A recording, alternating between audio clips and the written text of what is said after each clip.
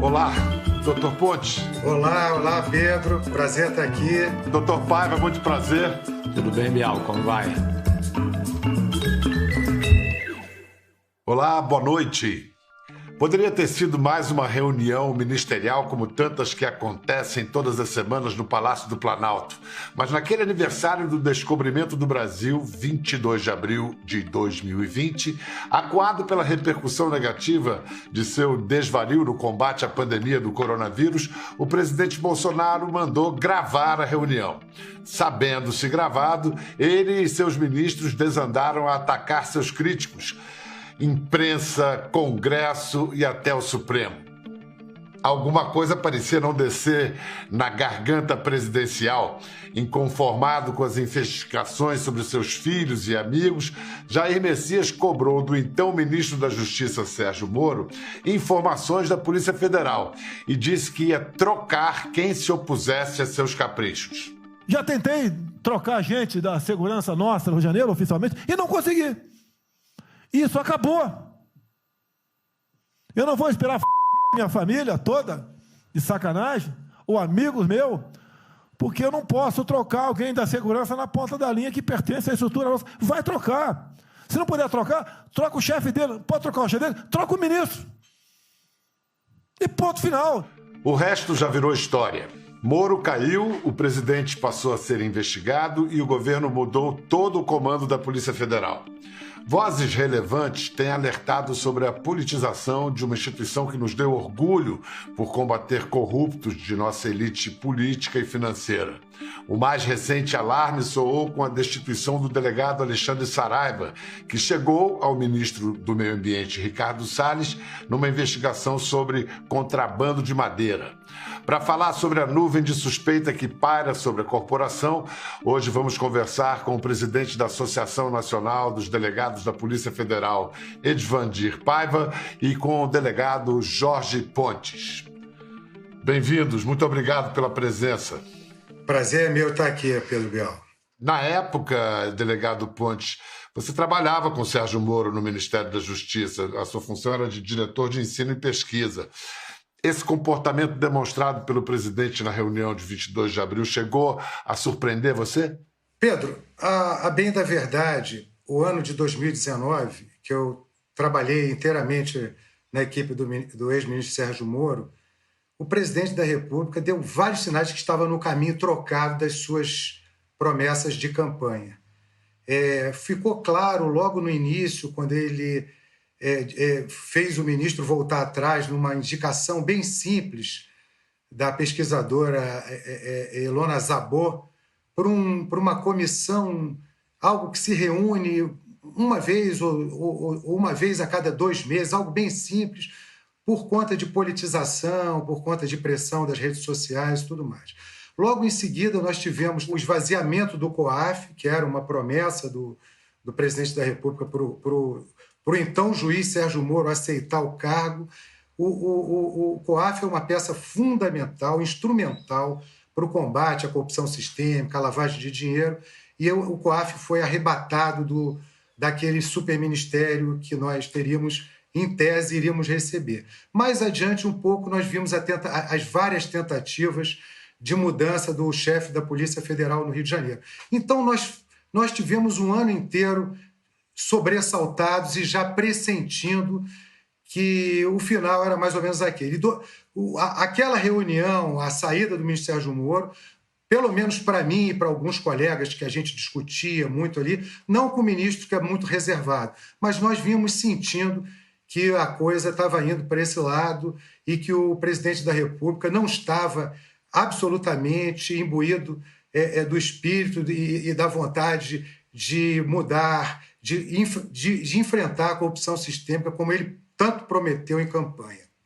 Doutora Edvandir Paiva, 2 dias depois da reunião, o Sérgio Moro se demitiu, ato contínuo, Bolsonaro destituiu então o diretor da PF, Maurício Valeixo, nomeou em seu lugar um amigo de sua família para a direção da Federal, Alexandre Ramagem, que era chefe da ABIN, Agência Brasileira de Inteligência, e já teria inclusive prestado serviços informais acerca da investigação sobre o filho 01, Flávio Bolsonaro.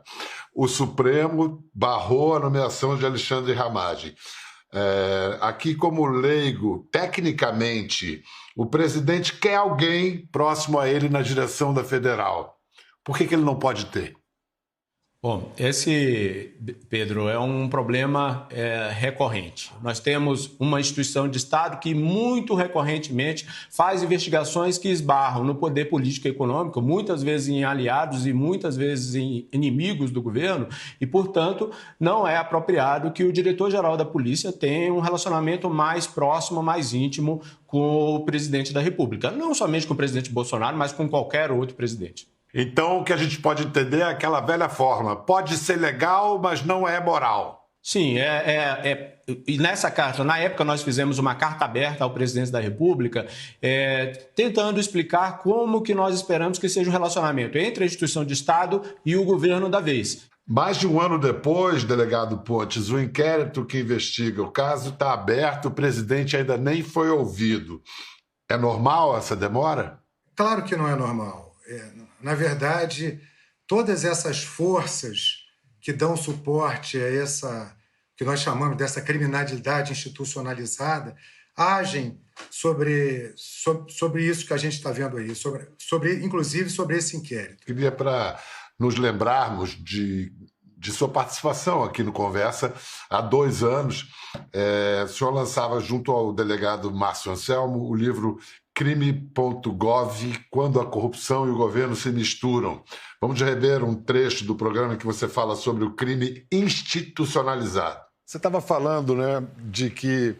Você falou em governos passados, mas você falou que isso é meio estrutural, que vocês recebem ordens lá de cima que às vezes vão beneficiar o investigado, porque não dá para confiar no próprio chefe, como você estava dizendo. Bom, para falar a verdade... Ou o chefe do chefe, né? Não, para falar a verdade, essa experiência eu tive algumas vezes, eu tive essa sensação como se fosse um presságio, mas não se aplica ao momento atual. Hoje eu tenho um chefe no Ministério da Justiça que nós temos confiança total, não se aplica de forma alguma. Quer dizer, hoje nós estamos vivendo, pelo menos no Poder Executivo hoje. É amargo ouvir isso hoje, delegado Pontes? Você estava otimista demais? Nós vivemos um momento que nos autorizou esse otimismo. A equipe que estava no Ministério da Justiça era uma equipe que trabalhou, quase todos trabalharam na Lava Jato, trabalharam em grandes casos. Então, nós estávamos conhecendo... A ideia era de iniciar um grande processo de desconstrução desses sistemas, desses pontos que são enforcados no processo penal, que geram toda essa impunidade crônica. E aquele momento era um momento em que nós acreditávamos estarmos recebendo apoio político para que esses projetos fossem, de fato, levados a efeito. Realmente foi uma grande frustração, uma grande decepção. O que nós estamos vendo hoje em dia é que o presidente Bolsonaro ele tenta intervir em todas as instituições. Ele confunde governo com Estado. A Polícia Federal ela é uma instituição do Estado brasileiro, assim como as Forças Armadas, como a Receita Federal, como o Itamaraty. Delegado Paiva, você preside a Associação Nacional de Delegados da Polícia Federal desde 2017, tem um peso político muito grande. Aliás, o seu cargo é um cargo político, uma de suas funções é lidar com a classe política. O que você pode me dizer sobre as contradições, sobre como funciona essa relação tão delicada entre essas instituições? Bom, nós, trabalhando pela melhoria da Polícia Federal, pelas questões dos delegados de Polícia Federal, temos que ter um relacionamento tanto com o governo quanto com o Poder Legislativo, falar com os presidentes dos poderes para conseguir convencer das nossas pautas. A pauta da autonomia da Polícia Federal é uma delas. Claro que, quando a Polícia Federal realiza alguns trabalhos e que elas atingem determinados entes que têm um poder político e econômico muito forte, dá uma dificuldade para que nós consigamos os nossos objetivos. Mas o objetivo a gente deixa muito claro, o objetivo de fortalecimento da Polícia Federal para vários e vários governos. E eles, até recentemente, um deputado me falou uma frase, Pedro, muito curiosa. Ele me disse, eu sou favorável à autonomia da Polícia Federal porque pior que uma polícia aparelhada politicamente é uma polícia aparelhada politicamente contra mim. Existe a desconfiança de processos premeditados de cooptação de delegados da Polícia Federal por grupos políticos. Eles são cooptados, atuam numa determinada missão e depois são colocados na Polícia Federal em posição de comando. Nesse sentido, a PF se torna mais vulnerável a interferências políticas, delegado Pontes? Olha, sim, com certeza. Eu sou um dos que é a favor de um mandato para o diretor-geral. O diretor-geral teria que ter um mandato de 4 anos e, durante esse período, de preferência entrando no meio do mandato do chefe de governo, para não estar conectado àquele determinado presidente, e absolutamente impossível banida a possibilidade de recondução. Agora, o que tem que acabar na polícia é a figura da cessão. Delegados serem cedidos para órgãos que não têm absolutamente nada a ver com segurança pública. Por exemplo, Secretaria de Transportes, Secretaria de Saúde, Gabinete de Senador da República, enfim. E também impedir que um policial federal na ativa se candidate a cargo eletivo. Eu tenho uma proposta um pouco mais ampla, que seja proibida a cessão para órgãos que não têm a ver com segurança pública, que seja proibida a candidatura de colegas da ativa para se tornarem deputados, mas que seja também dado, como é dado ao Ministério Público, à Defensoria Pública e ao Judiciário, a autonomia administrativa, financeira e o mandato com lista para o diretor-geral da Polícia Federal. Infelizmente, é muito triste dizer que nós temos 5 trocas de DGs em 3 anos e meio. Não há instituição, nem o bar da esquina aguenta tanta troca de dono dessa maneira. O dono que eu falo é dono, entre aspas, é óbvio, se troca de comando de uma instituição de Estado, como está ocorrendo, sem nenhuma crítica a quem está lá, porque todos eles que entraram estão tentando fazer um bom trabalho. O fato é que nós sabemos que a interferência política na Polícia Federal não é uma prática nova. Nos últimos 30 anos, todos os governos tentaram intervir mais ou menos, de uma maneira ou de outra, no trabalho de policiais federais. O ex-ministro da Justiça, o saudoso Márcio Tomás Bastos, costumava dizer que todos os políticos querem interferir na Polícia Federal, mas, segundo ele, especialmente os bandidos. Isso sempre aconteceu. Tá? Você pode olhar na linha do tempo da Polícia Federal, quando nós começamos a nossa sequência das mega-operações, lá atrás, entre 2003 e 2007, o número de secretários de segurança da polícia que tinham delegados eram 3 ou 4. Passamos a ser quase 20. De uma hora para outra, os governadores quiseram levar para as suas secretarias de segurança delegados. Bom, tudo bem, a Polícia Federal estava fazendo um bom trabalho, mas é óbvio que ali está se querendo estabelecer um canal com poder federal dentro do Estado que o sujeito está governando. Então, e o que nós vimos desses anos para cá, com todas essas operações da Polícia Federal? Principalmente com o Mensalão. O Mensalão foi um esquema que envolveu 6 ou 7 presidentes de partido. Não era um deputado envolvido numa situação de corrupção. Era o partido inteiro, era o presidente, era a cabeça. O Petrolão, da mesma maneira. A política brasileira, grande parte dela, não vamos generalizar, é claro, mas a política brasileira foi tomada por um grupo de criminosos que se organizaram e se locupletaram do poder político para desviar essas grandes quantias. Então, essas medidas são fundamentais. A Polícia Federal, como Polícia Judiciária da União, ela tem que se blindar, sim, da política. Hoje em dia, o estamento político ele pode ser tão perigoso como uma organização criminosa convencional, de tráfico de drogas, tráfico de arma, até mais.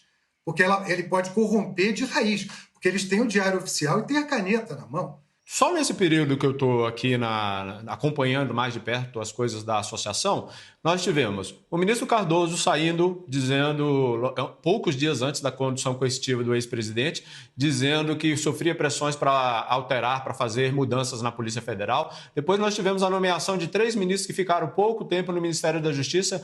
Um deles disse que no menor vazamento ele iria trocar o diretor-geral da Polícia Federal. Depois nós tivemos 2 DGs no período do presidente Temer com uma investigação contra o próprio presidente correndo na Polícia Federal. Então, houve aquela instabilidade e medo de que houvesse uma intervenção. E agora, esse caso que talvez seja o caso mais dramático, né? Que é um ministro da Justiça sair do Ministério da Justiça acusando o presidente de uma intervenção política. Eu não sei se dizer a você, Bial, se essa intervenção foi uma intervenção criminosa, porque teria que apontar onde foi que houve a mudança em investigações. Mas houve, sim, uma intervenção administrativa na Polícia Federal, um diretor-geral que passou mais de um ano sendo fritado. Nós sabíamos que havia troca e a troca foi a mais dramática possível. Só tem um jeito de impedir que isso ocorra. É o mandato por diretor-geral e a escolha por lista com as autonomias da Polícia Federal, porque senão, no próximo governo, seja quem for o presidente, nós viveremos o mesmo drama.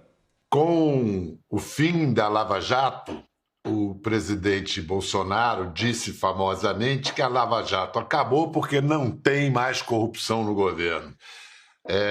Como você responde a essa declaração, doutor Pontes? Olha, para mim isso é quase uma piada, porque a corrupção não é um crime, não é como um homicídio ou, enfim, um furto, um roubo, um arrombamento. Corrupção é um crime que acontece, o momento que a corrupção está acontecendo, ninguém percebe. E, só para ter uma ideia, a Lava Jato, a primeira fase foi em março de 2014, sobre fatos que ocorreram em 2006, 2007, 6, 7 anos antes. Dizer que não há corrupção nesse governo é como aquela piada do sujeito que se joga do 100º andar. Quando ele está caindo, passa pelo andar 80, ele fala, até aqui tudo bem. Quer dizer, é mais ou menos isso, principalmente em relação a tudo que nós estamos observando. Nós estamos observando um presidente que está promovendo um grande retrocesso, escolheu um péssimo procurador-geral da República, não fez uma escolha boa, como ele tinha inicialmente prometido para o Supremo Tribunal Federal. É um presidente que está mexendo na Polícia Federal insistentemente, tem esses filhos sob investigação com a questão das rachadinhas. Trouxe o Centrão agora, o Centrão, quer dizer, as mesmas estruturas políticas, as mesmas práticas, as mesmas figuras políticas que participaram dos últimos escândalos nos últimos anos, hoje foram guindados a parceiros políticos do governo. Agora nós observamos toda essa questão dessas emendas parlamentares. Dizer que esse governo não tem corrupção é uma temeridade. É algo que eu nunca diria e não aceito isso em hipótese alguma. No fim desse mês, o Supremo retoma o julgamento da suspeição de Sérgio Moro nas ações que envolvem o ex-presidente Lula. Parece que a maioria já se inclina para considerá-lo, já há maioria para considerá-lo suspeito. Doutor Paiva, que autocrítica a Lava Jato deve fazer? A Lava Jato deve fazer uma grande autocrítica, sim, principalmente na proximidade da acusação ao juiz, né? Deve aprender com seus erros. Um grande caminho que a Polícia Federal teve foi aprender com os erros do passado. Mesmo aqueles erros que não eram considerados pela própria Polícia Federal como erro, mas que levaram à anulação de investigações. Eu posso citar a investigação que foi anulada, eu não me lembro exatamente o nome dela, mas que foi anulada porque iniciou com uma informação anônima, com uma denúncia anônima, e depois a operação caiu toda. Nós, até aquele momento, considerávamos que era o correto a ser feito. Depois nós aprendemos O judiciário disse que estava errado, nós fomos lá, fizemos uma autocrítica e a nossa doutrina vai se amoldando aos limites que vão sendo impostos sempre, né? Então, a Lava Jato tem, sim, que aprender com os seus erros.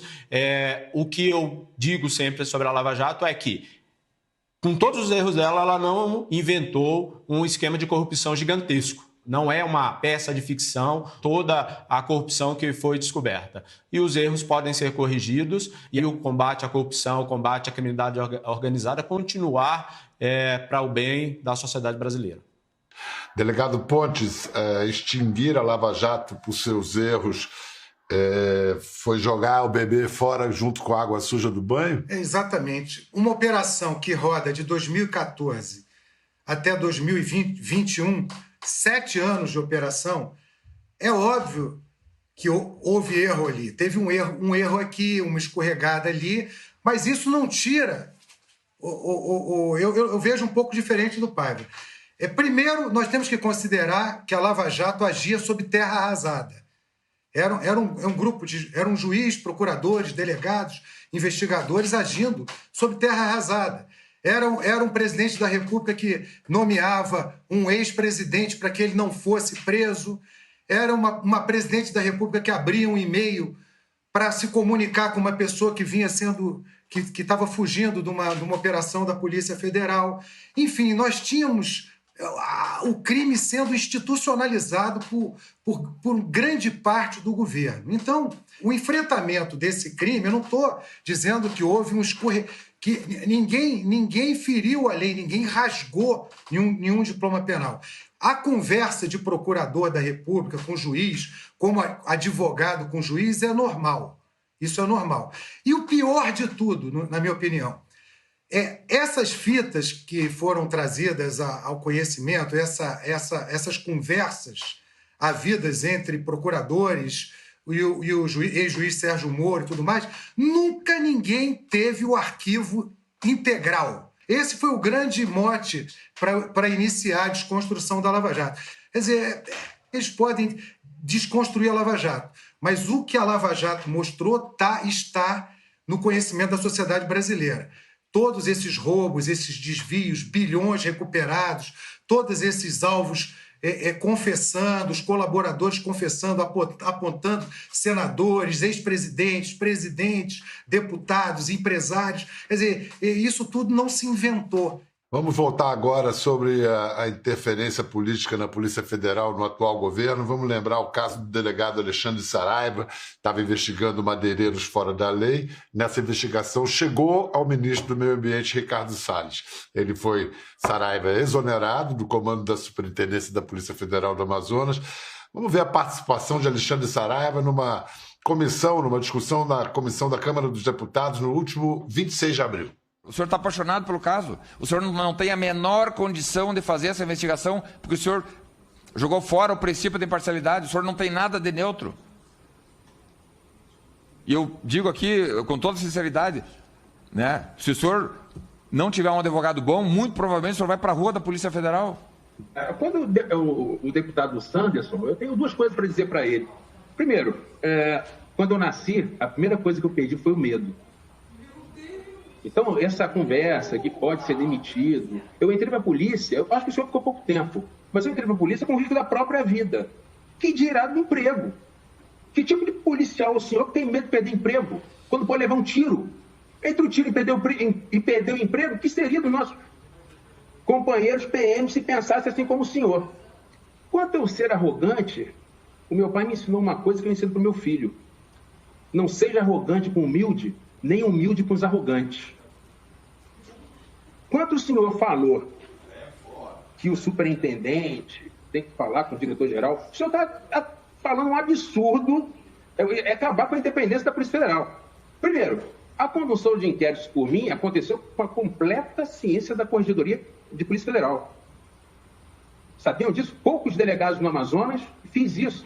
O corregedor-geral tinha pleno conhecimento desse fato, então não pratiquei nada de irregular. Segundo, o superintendente tem sim, pela IN de comunicação social, a prerrogativa de falar pela instituição, quando superintendente. Alexandre Saraiva estava aí respondendo ao deputado Biratã Sanderson, que, aliás, é policial federal licenciado.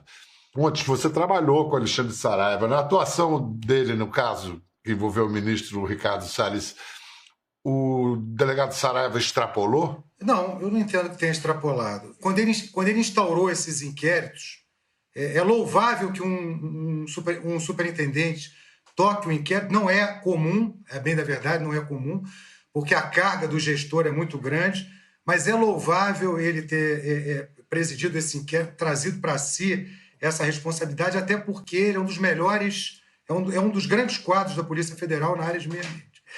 E quando ele instaurou, essa é bem interessante, ele nunca imaginou que o ministro Salles fosse acabar sendo alvo dele. Ele instaurou o inquérito, começou a investigar criminosos ambientais que agiam na Amazônia. Na verdade, foi o ministro Salles que atravessou o caminho da investigação do delegado Saraiva. E outra coisa interessante também, o presidente do inquérito ele não está subordinado a ninguém. Quando um delegado preside o inquérito, ele não tem que levar o conhecimento do diretor-geral, do ministro da Justiça, nem do presidente da República. Avisar não é um verbo para ser utilizado em atividade de polícia judiciária. Dá para entender por quê. Agora, doutor Paiva, quanto à atitude do ministro Ricardo Salles, que, ao se ver investigado pela Polícia Federal, no mesmo dia ele foi à sede da Polícia Federal em Brasília para saber da operação. Depois ele se reuniu com o presidente Jair Bolsonaro, com o ministro da Justiça Anderson Torres. Isso é normal, doutor Paiva? Não é normal. Um jornalista, Pedro, me disse uma vez que se governa pelas palavras também, pelos gestos, pela simbologia. O que causou o problema foi que o ministro do Meio Ambiente esteve lá em Manaus e começou a fazer uma defesa dos investigados contra a investigação que estava em andamento. E aí o delegado entendeu tecnicamente que havia uma tentativa de intervenção e comunicou isso ao STF. A gente, depois do intervalo, vai falar sobre algo que parece que entrou na moda agora, que é mandar a Polícia Federal investigar qualquer um que chame o presidente de genocida. A gente volta logo depois dos comerciais.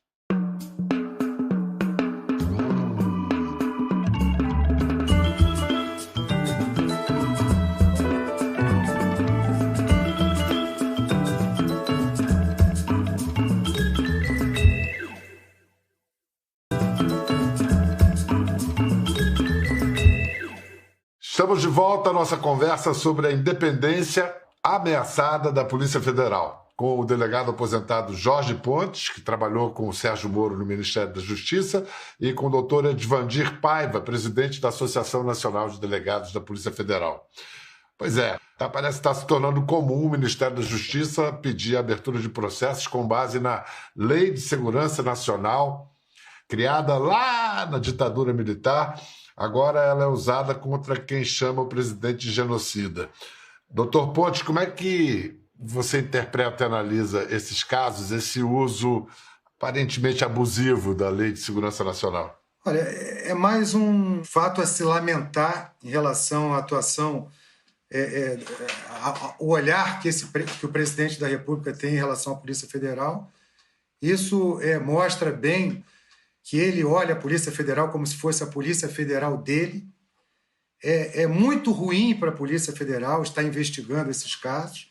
Os delegados certamente não gostam e, inclusive, não há uma obrigação por parte da Polícia Federal.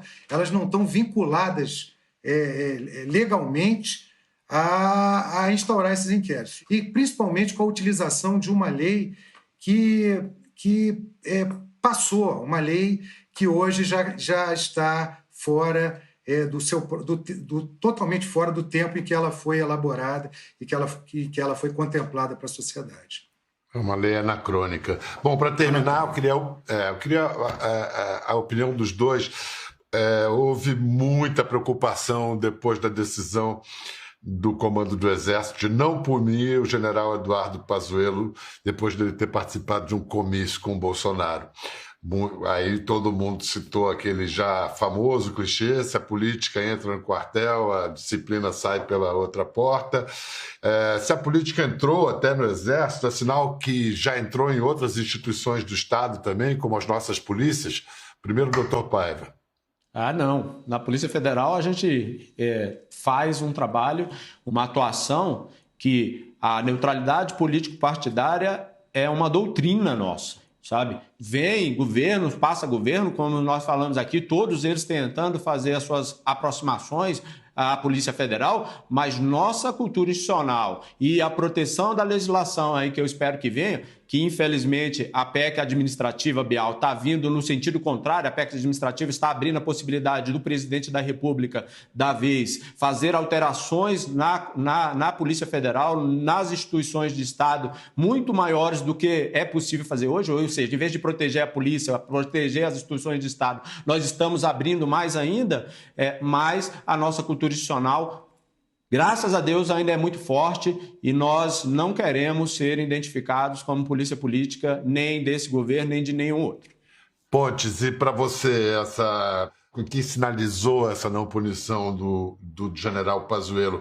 A política pode não estar na Polícia Federal, mas e nas outras polícias? O fato do general Pazuello, na ativa, ter assumido o Ministério da Saúde já é uma abertura para isso. Aí, por isso é que eu me bato tanto pela impossibilidade de cessão. Às Forças Armadas não é permitido o militar na ativa se candidatar. Isso aí já é alguma coisa. Foi uma sinalização muito ruim. Houve a sociedade brasileira ficou sobressaltada, porque nós todos temos o Exército como uma instituição do Estado que para garantir, para uma defesa das ameaças externas e tudo mais. A Polícia Federal, a gente trabalha todo dia investigando crimes de poderosos e tudo mais.